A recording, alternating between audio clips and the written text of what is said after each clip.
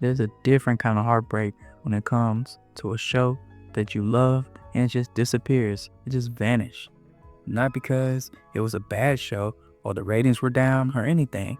People were still watching the show, but there was someone or some people inside of a boardroom that decided that the show that you love shouldn't exist anymore, decided that the story wasn't worth continuing. This video is just to show and shed some light on some of the powerful, most brightest, unforgettable shows that just vanished way too soon. So y'all stay tuned while I just list some of my favorite shows that was gone too soon.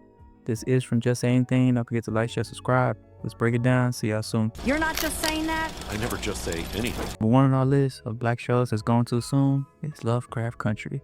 Let me tell you a story about a magic monster in Mississippi. I mean, that's what Lovecraft Country felt like.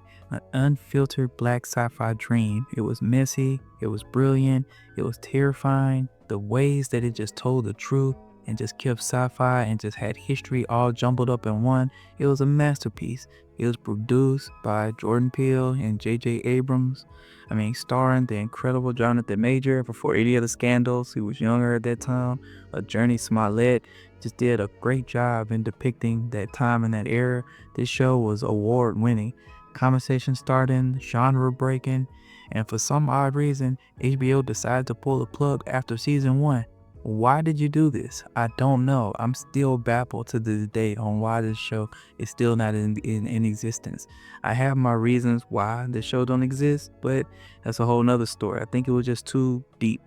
I mean, they said it was creative differences, but I think that the show was exposing way too many things within the sci-fi world and just some of the bad things that happened in American history. But for us fans, I mean, the difference is simple.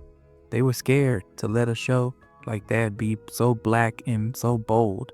They were just scared of what could happen if people woke up to see what that type of show was. And yes, they can say that the show stopped because of creative differences, but I also think that the show stopped because it was just too bold and too black. They really don't have too many black sci-fi movies. They really don't even give us storylines where we can even be inside of a sci-fi world or something that's just not depicted in, you know, slavery and other things like that. But that's a whole nother video too. The show just still should be going to this day. Show number 2 on the list is The Breaks. Set in the heart of the 1990s hip-hop era, The Breaks told a story of 3 young people chasing their dreams in the world where art, identity, and capitalism crash into each other. It was raw, it was honest, it showed the industry's ugly side, the contracts, the gatekeeping, the politics of who got heard and who got shelled. VH1 really had a gem on their hands, and then they turned the lights out. And I believe a second season was promised. The people were ready. I was ready. But just like any unfinished verse, it ended mid-bar. It just ended, and no one had a reason why. I mean, a lot of people didn't even catch on to the show, but it just don't make sense, and it's just something sad, and I enjoyed that show personally. Number 3 on the list is The Get Down. Yes, The Get Down. They say that the Bronx birthed hip-hop, and The Get Down made you believe it. I felt like I was there during that time.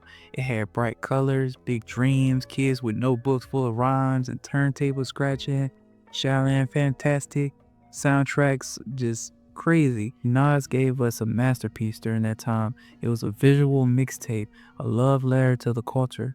And then Netflix got nervous about the price tag. I believe they were saying that the show cost too much. So they canceled art for the sake of the spreadsheet, which is always tragic. The 4th show is one of my personal favorites when I was a kid, back in the day in the 90s, before Black Boy Joy was trending. It lived on Nickelodeon. The show was called My Brother and Me. My Brother and Me was the first black sitcom on the network, Nickelodeon. It gave us laughs, life lessons, and characters that felt like cousins. I felt like I knew the people. Felt like it was people that I grew up like in my neighborhood. It gave us Goo Punch. Everybody remember Goo Punch, and if you didn't, go back. Look at Goo Punch. It's good fun. It's a good fun show.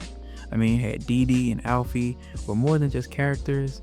They were mirrors. I feel like they were my homeboys or something. And Goo was the weird kid from the block, and it somehow stayed up on game. Everyone had a friend like Goo. Nickelodeon pulled the plug after one season, only one season for this great black show, not because of the ratings, but because they didn't understand what they had.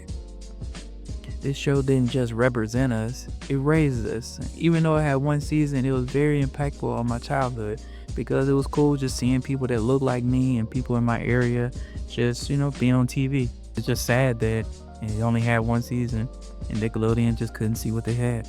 Show number 5 is David Makes Man. You don't watch David Makes Man, you experience it. It was a great show as well. It was created by the Oscar-winning writer of Moonlight. The series was poetry on screen. It was about a gifted young black boy trying to navigate his way through the world that expected him to lose. It was about the grief, brilliance, survival. It was on the Oprah network. It was pretty quiet over there. I didn't hear a lot of people talking about it, but it had 2 great seasons though. But then it ended.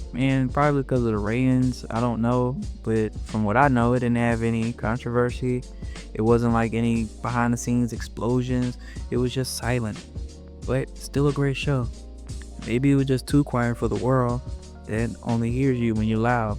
Maybe it wasn't too much going on or too many scandals, but it was a great story from what I looked at it, and it kept my interest. And it was a great storyline when I looked at it, and it kept my interest. And it's sad that another black show down the drain without a chance.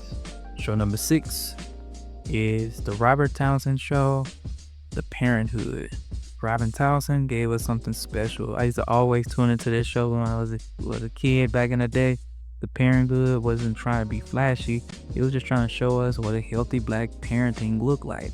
That show don't get enough credit. Yes, we had the Cosby Show, but The Parenthood was the show in the 90s that felt like a real black family who had real, things that was going on in real storylines. It was funny, grounded, real. The dad was a professor. The mom was a rock of the family as well too. The kids were teenagers. They were funny. It was just cool. But even after 5 seasons, this show never really gets its due. People don't even remember this show. It ended with a scandal of low ratings, and it just faded from people's memories. I don't even hear people talk about this show when they talk about black shows and just positive role models on TV and great black dads, but it deserved to be remembered because it's like a version of Uncle Phil and Aunt Viv, but they just don't get the credit for it. It's something that, needs to be talked about more. And coming up, number 7 is Smart Guy. Do you remember TJ Henderson, 10-year-old college level genius? Yes, Smart Guy showed us that being young, gifted, and black didn't just have to be a joke, or being smart was something that it could be rewarding. The writing was sharp, it was funny, the characters were lovable, the theme song was iconic, even both theme songs. It was cool. It had Jason Weaver, Omar Gooding, just Taj Mari, just the whole cool cast. It just felt like they was a part of your family too. But after 3 seasons, it just disappeared. And Disney never gave it a reboot, the treatment it deserved. They don't even bring back a reunion. I doubt it's even in syndication. Meanwhile, we got 27 seasons of Zack and Cody. They get to go on boats and do other things, but only 3 seasons of The Black Genius. That show was hilarious. And you see a pattern going on, and that makes me think about the shape. It's just negligence. And it's sad. Coming in number 9 is In the House. LL Cool J had everyone compromising music already, but In the House showed a different side. Showed he can act too. And on the weekly show, the show was funny, it was fresh, it was grounded. It explored family, masculinity, and healing. Years before that became trendy. It showed a different side of LL Cool J. It switched networks, lost key characters, and eventually it just lost its way.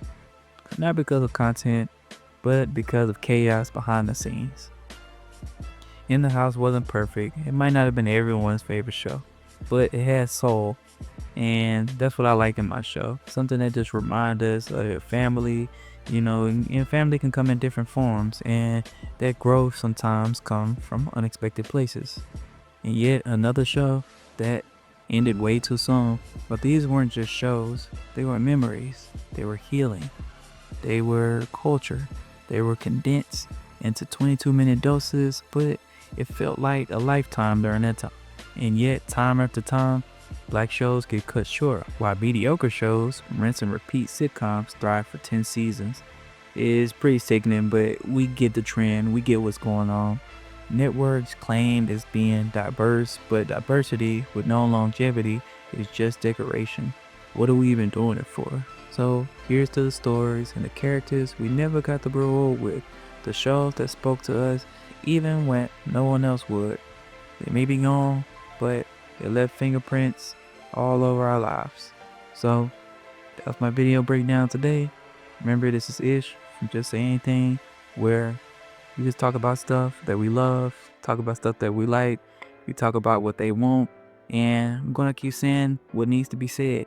So don't forget to like, share, subscribe, and tell me how black sitcoms y'all think that was canceled way too soon. And y'all let me know in the comments below, because this conversation isn't over. I just want to hear from y'all. See y'all in the next video. Make sure y'all hold it down. Peace. Just say anything. Like, share, and subscribe. You're not just saying that? I never just say anything.